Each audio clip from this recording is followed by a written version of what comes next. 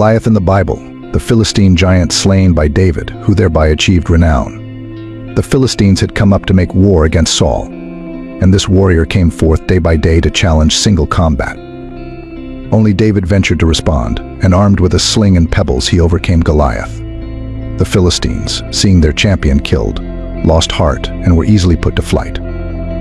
The giant's arms were placed in the sanctuary, and it was his famous sword that David took with him in his flight from Saul. 1 Samuel 21, 1-9. 1 Samuel 17:4, and there went out a champion out of the camp of the Philistines named Goliath of Gath, whose height was 6 cubits and a span. Imagine a giant stepping out from the Philistine camp, named Goliath from Gath, standing about 9 feet, 9 inches tall. When you think about the length of his arms as he raises them above his head, you can imagine how imposing he must have been. Not only that, according to 1 Samuel 17:5-7, and he had a helmet of brass upon his head, and he was armed with a coat of mail. And the weight of the coat was 5,000 shekels of brass. And he had greaves of brass upon his legs and a buckler of brass between his shoulders. And the staff of his spear was like a weaver's beam, and his spear's head weighed 600 shekels of iron. And one bearing a shield went before him. He was dressed in what we would call chainmail, while the Philistines wore a large piece of cloth similar to a tarp, overlaid with bronze rings from the shoulders to the knees. This armor provided protection against the enemy's sharp and deadly weapons. Goliath not only had his own heavy armor, but he also had another man running ahead of him carrying a shield as big as a person, giving him even more protection. Just think how intimidating it would be to face such a giant, fully clad in heavy armor. It's clear that anyone would be at a serious disadvantage trying to fight him. Goliath made his presence known to the ranks of Israel and challenged them, "Why have you come out to set up for battle? Am I not a Philistine, and you servants of Saul? Choose a man to come down and fight me. If he can fight and kill me, we will be your servants. But if I defeat him and kill him, no, you will be our servants and serve us." 1 Samuel 17:8-9. He proposed a common strategy in Eastern civilizations, known as representative combat or one-on-one conflict. Goliath represented the Philistines, and whoever Israel chose would represent them. The deal was simple: whichever side's champion won would secure victory for their entire army, while the losing side would face total defeat. Goliath declared, "There's no need for a full battle. Just pick one warrior to face me. I am the champion. I am unmatched." Goliath didn't just throw out this challenge once and disappear. No, he persisted with it for 40 days. Every morning and evening for more than a month, he would come out, flaunting his size and strength, daring anyone to take him on. 1 Samuel 17:16. Meanwhile, up in the mountains of Judah near Bethlehem, there was a young man named David, who was busy tending his father's sheep. He was too young to join the army, and probably didn't even know about the conflict between the Israelites and the Philistines. David might not have even heard of Goliath. His main concern was that 3 of his older brothers were serving in Saul's army. David's father, Jesse, was worried about his 3 oldest sons. Since Jesse was getting up there in age and couldn't make the journey across the mountains himself, he called David, his youngest, and said, "David, I need you to do something for me. Take this roasted grain and these 10 loaves of bread to your brothers at the camp. Also, bring these 10 pieces of cheese to their commander. Check on your brothers and bring back news about how they're doing." So early the next morning, David got up, left the sheep with the caretaker, and set off as Jesse had told him. When he got to the camp, the army was heading out to the battlefield, shouting their war cries.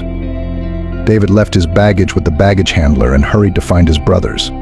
Just as he was talking to them, Goliath, the Philistine champion from Gath, stepped out and repeated his challenge, and David heard it.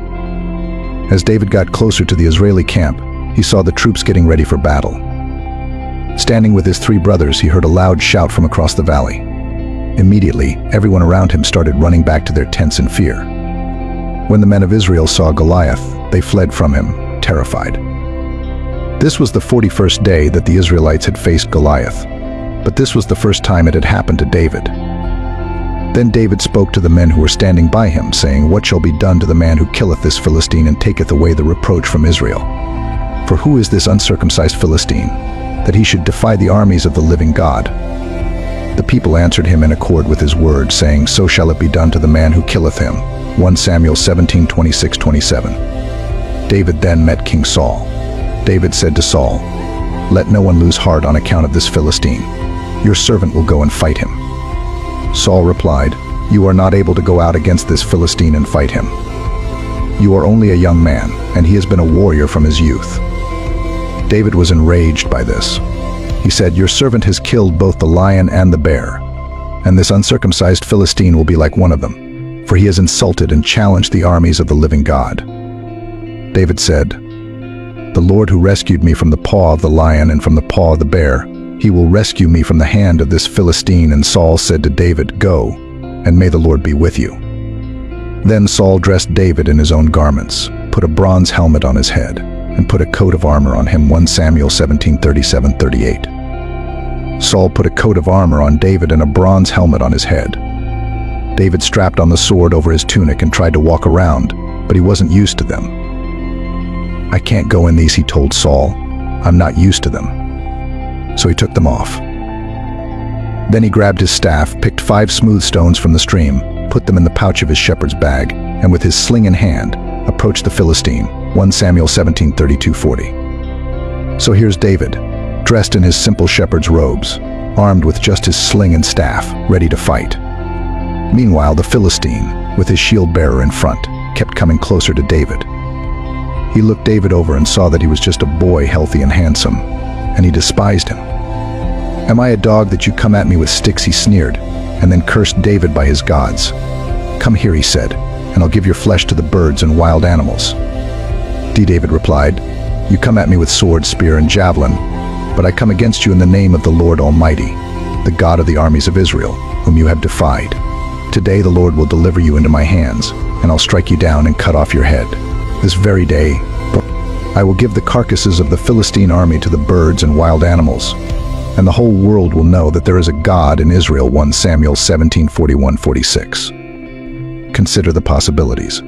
David remained unafraid in the face of this monstrous beast. David's only weapons were a sling and a stone against a giant clad in 200 pounds of armor. One stone shot through the air with a whoosh, whoosh, whoosh, and that was the end of it. Goliath was reduced to the size of a bag of rocks. All those gathered here will know that it is not by sword or spear that the Lord saves, for the battle is the Lord's. He will give all of you into our hands. As the Philistine moved closer to attack him, David ran quickly toward the battle line to meet him. Reaching into his bag and taking out a stone, he slung it and struck the Philistine on his forehead. The stone sank into his forehead, and he fell face down on the ground. So David triumphed over the Philistine with a sling and a stone. Without a sword in his hand, he struck down the Philistine and killed him.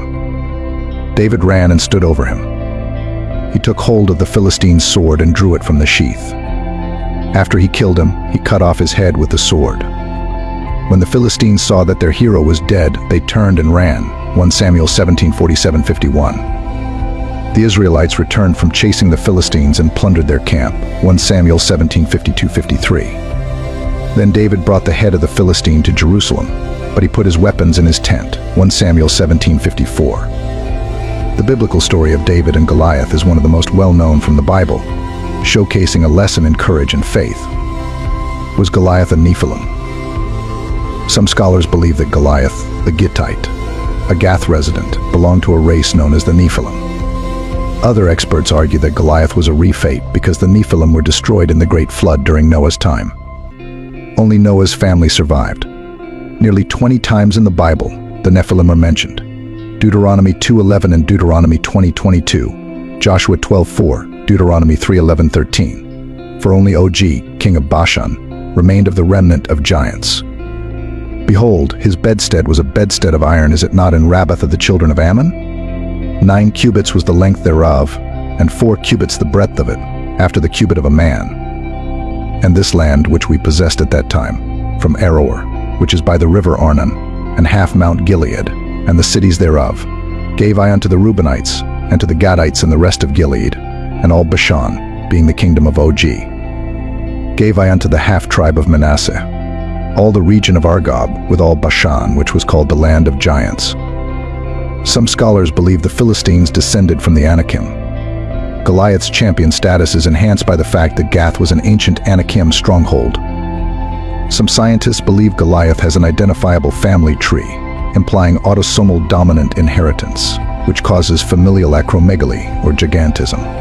In biblical times, Goliath was a colossal figure. There are also other giants mentioned in 2 Samuel 21:15-22 and 1 Chronicles 24:8, who are related to Goliath in the Bible. 2 Samuel 21:15-22. Moreover, the Philistines had yet to war again with Israel, and David went down, and his servants with him, and fought against the Philistines. And David waxed faint, and Ishbi-benob, who was of the sons of the giant, the weight of whose spear was 300 shekels of brass in weight, he being girded with a new sword, thought to have slain David. But Abishai the son of Zeruiah succored him and smote the Philistine and killed him. Then the men of David sware unto him, saying, Thou shalt go no more out with us to battle, that thou quench not the light of Israel. And it came to pass after this, that there was again a battle with the Philistines at Gob. Then Sibbecai the Hushathite slew Saph, who was of the sons of the giant. And there was again a battle in Gob with the Philistines, where Elhanan the son of Jair-Oregim, a Bethlehemite, slew the brother of Goliath the Gittite, the staff of whose spear was like a weaver's beam. And there was yet a battle in Gath, where a man of great stature, that had on every hand 6 fingers, and on every foot 6 toes, 24 in number, and he also was born to the giant. And when he defied Israel, Jonathan the son of Shimeah, David's brother, slew him. These 4 were born to the giant in Gath, and fell by the hand of David and by the hand of his servants. These giants, like Goliath, were formidable warriors. In this story, we see the importance of protecting the lives of those vital to their people, such as David, with extra caution and care. Abishai became a hero that day, and David lived to fight another battle. Ishbi-benob serves as a brief but powerful reminder of the ongoing struggle between the Israelites and the Philistines, and the risks that even great leaders like David faced on the battlefield. It is also a story of loyalty and friendship embodied by Abishai. Giants in the Bible are often portrayed as enemies of God's people and are eventually defeated. Their existence served as a challenge and a test of faith for those who trust in God. Goliath's brothers represent the recurring challenges that people often face in life. Just as David and his men had to confront multiple giants, we too must be prepared to face recurring obstacles. The lesson here is one of resilience and continual vigilance. The sons of God saw the daughters of men were beautiful and took them as wives, whoever they chose. Then the Lord said, My spirit shall not abide in man forever, for he is also flesh, yet his days shall be 120 years. The Nephilim were on the earth in those days, and also afterward, when the sons of God came into the daughters of men, and they bore children to them. These were the mighty men who were of old, men of renown. Then the Lord saw that the wickedness of man was great on the earth, and that every intention of the thoughts of his heart was only evil continually. Genesis 6:1-5. Giants, like the Nephilim, served as significant figures representing the wickedness and challenges faced by humanity. God's decision to start anew with Noah and his family indicates the severity of the corruption at that time. However, after the flood, the recurrence of giants suggests the ongoing struggle between good and evil. This narrative emphasizes the need for continual faith and reliance on God's power to overcome life's adversities. Let us live according to God's will, seeking His guidance in our quest for knowledge and understanding. May we discern the truth amidst complexities and distinguish between divine wisdom and human folly. With hearts filled with love and compassion, let us be inspired by the Scriptures to be instruments of peace, spreading kindness and empathy. May God's teachings guide us always. Reminding us of the importance of kindness and empathy towards others, may your teachings inspire us to be instruments of your peace, spreading love and understanding wherever we go. Grant us the strength to apply the lessons we learn from your Scripture in our daily lives, transforming our thoughts, words, and actions to reflect your divine presence within us. May your words be a source of comfort in times of trial, a source of hope in moments of despair, and a source of joy in times of celebration. Bless our community of seekers, O Lord, as we walk together in our quest for spiritual growth and understanding. Help us to support and uplift one another, fostering a spirit of unity and cooperation rooted in your love. To make sure you don't miss any of our videos, like and subscribe to our channel. Thanks for the support. See you in the next video. Help spread the word of God to the world by sharing this video with someone who will also benefit from it. God bless you.